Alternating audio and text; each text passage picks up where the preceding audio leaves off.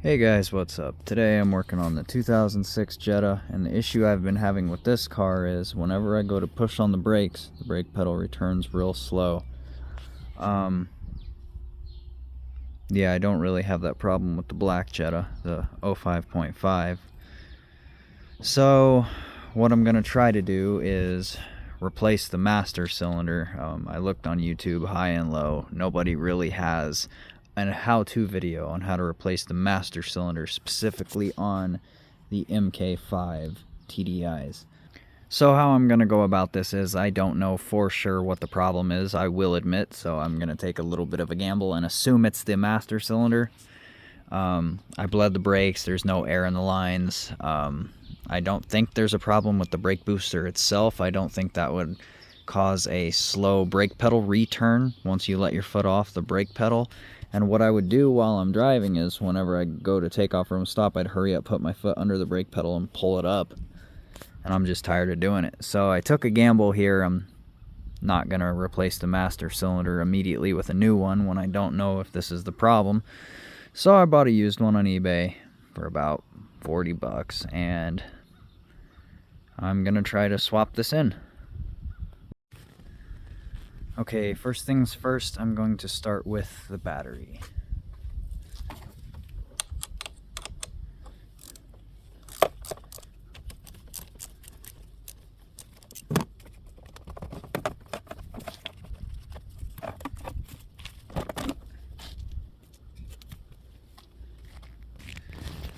Once you have the battery out, at the bottom of the battery tray, there's a couple bolts. There's one there, there's one in the middle, and there's one off to the right. It's kind of hard to see, but right there. Okay, next step. After you get the battery out, we need to take the air intake system off, and it's held on right here with this bolt. Mine's already off. I don't have it tightened because I'm always taking this thing out. But once you get the battery out, loosen up that bolt and then take this part of the intake system off, and then this tube clamp here, and then the mass airflow sensor, and then it's held in place with two rubber grommets, one right there and one in the middle of the airbox, and with those you just pull straight up. But let's go ahead and get this airbox off. Alright, to get this intake system off, I'm going to start with this section here.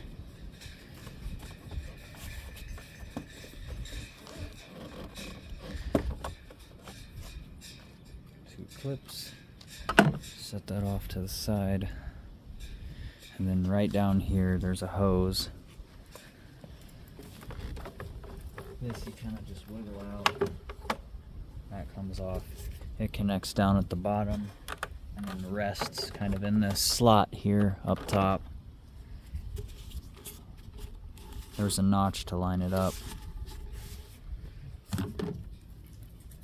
Here's a better look of where the tube lines up with the airbox right there. And this piece here is held on with two bolts.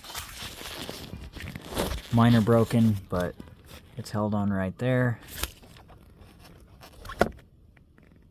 with that bolt. And then over here, well, they're screws, but that one right there. So I'm going to take that off next.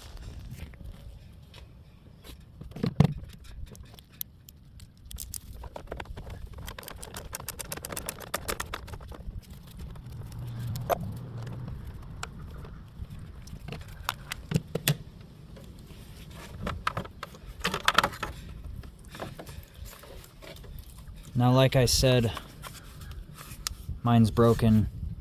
It's barely holding on for dear life right there. That one's completely broken, but that's what holds this in place. A bolt there and a bolt on this side. Okay, next, now that the secondary part of the intake system is out of the way, now I'm going to move on to the primary part of the intake system. Start by removing this hose here. It just pulls straight off. Then there's a clip here, kind of just work it out of the way.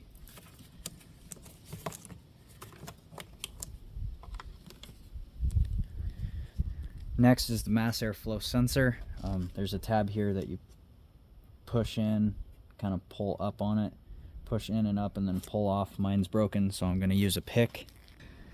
Next is the main intake tube clamp right here. I'm going to use a pair of channel locks. This one can be pretty tricky, especially when you go to put it back on.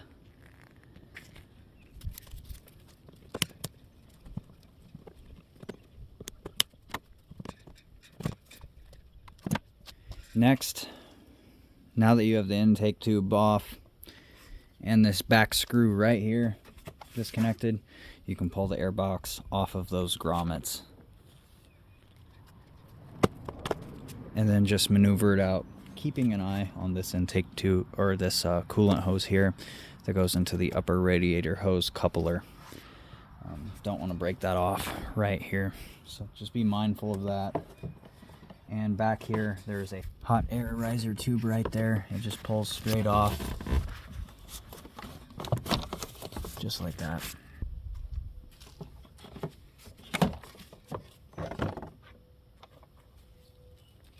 Another thing, once you pull the air box out, on the bottom, like this is from inside the car, on the bottom right hand side, there's a hole here.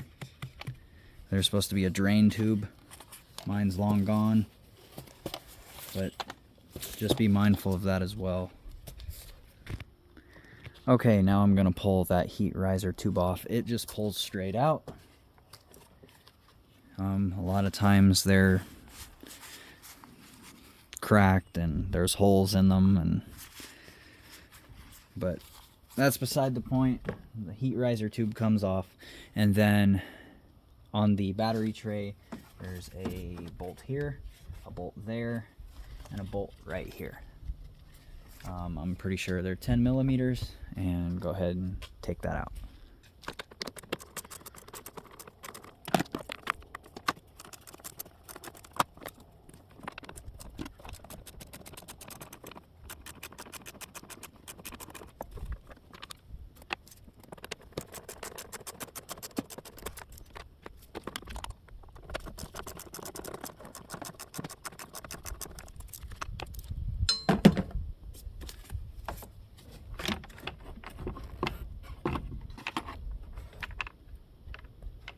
Next, I'm going to try to bungee this intake tube out of the way, because I don't really see a reason to remove it, at least right now.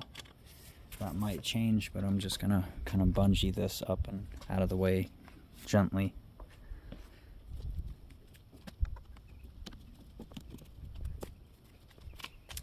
And now I'm gonna put, something in the main intake tube to prevent anything from falling in, because from here, anything that goes in from this tube is gonna collide into the turbine housing, and we don't want that.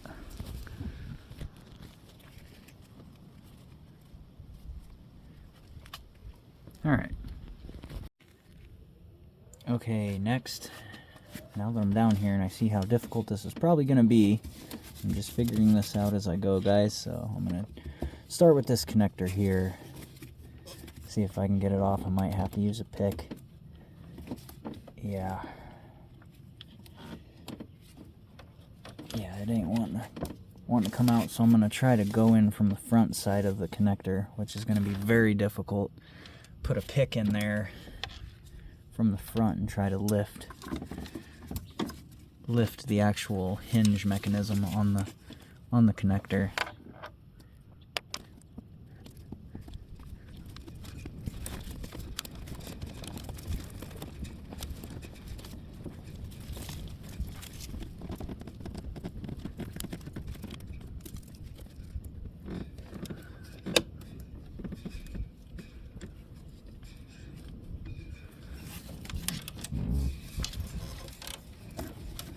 There we go.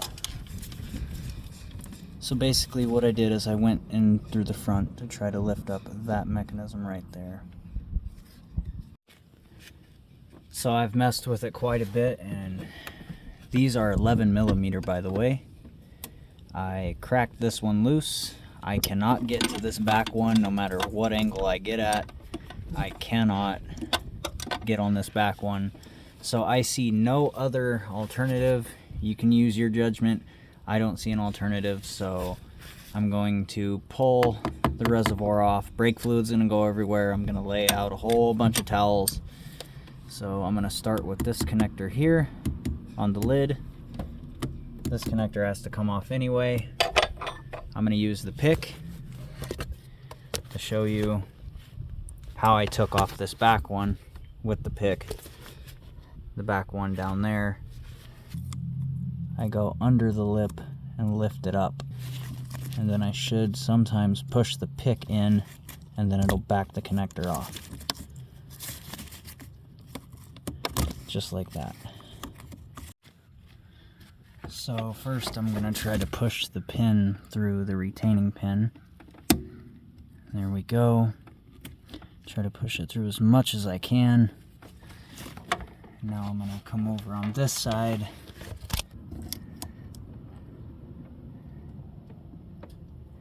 Can't really. Yep, there it went. It went flying. I'll find it later somehow, maybe. So now this whole reservoir should wiggle right off, but brake fluid is gonna go everywhere, so I'm gonna lay down some towels. So now that I have the master cylinder reservoir ready to come off, I'm gonna start with loosening this line and taking it off so I have some wiggle room. Just take your time with it and it'll come right out.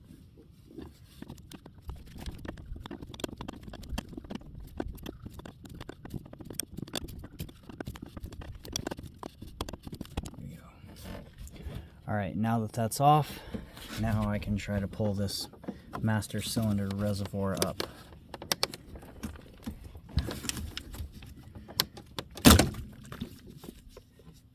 I hurried up and flipped it upside down so I didn't make too much of a mess.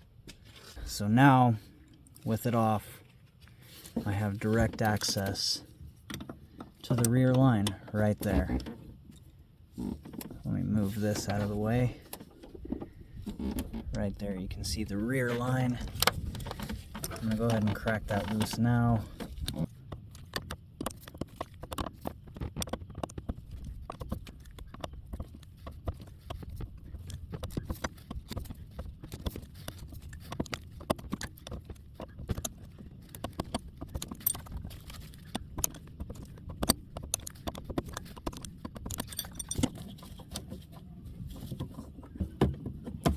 Alright, there we go. Okay, they're both out. Now the only thing left holding this in is the nut right here on the stud, and then this one right here. Okay, and the two nuts that hold the master cylinder in are 13mm.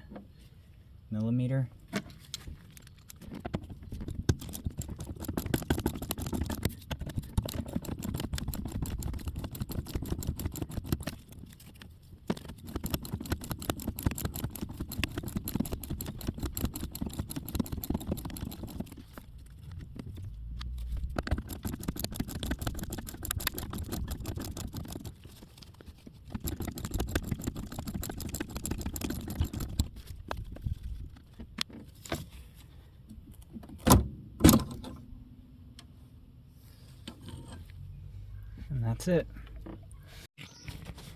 Okay, very important. Right behind the master cylinder on the brake booster, there's a little lip right here. Right on the brake booster body sheet metal. There's a little lip right there. And in that lip sits an O-ring. Just like that. That's how it sits in there. So be very mindful of this O-ring. And don't drop it back behind here either, because you'll never get it out.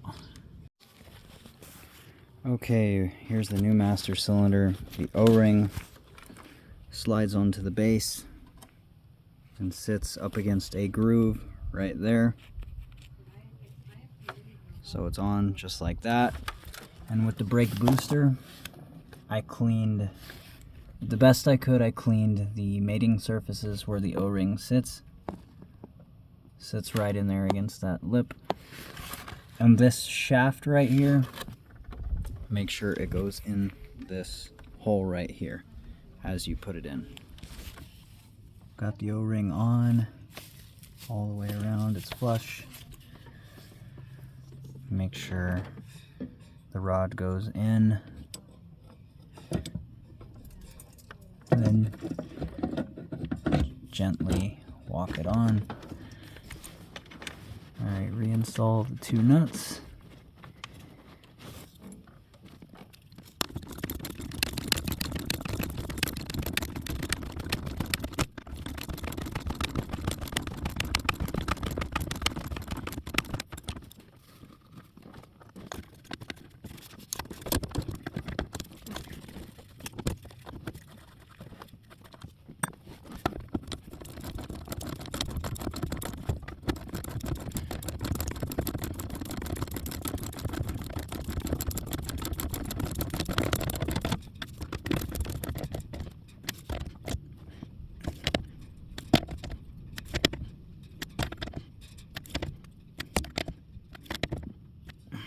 Alright, now the brake lines.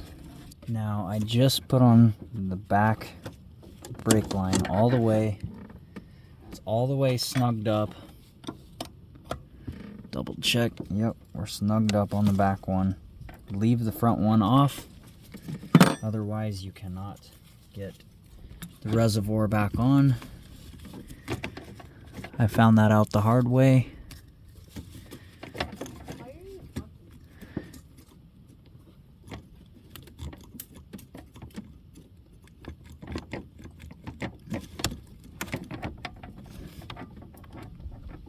Make sure that's all the way on, and then put the pin through. Okay, I just got the pin started with a pair of needle nose pliers. I had to rock it back and forth. Now that I got it started, push it the rest of the way in, and there it's on.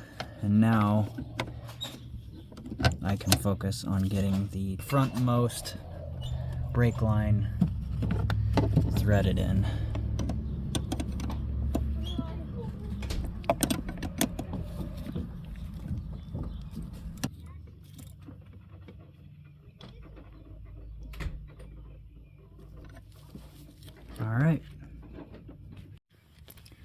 All right, now pretty much the last step of this is getting that connected.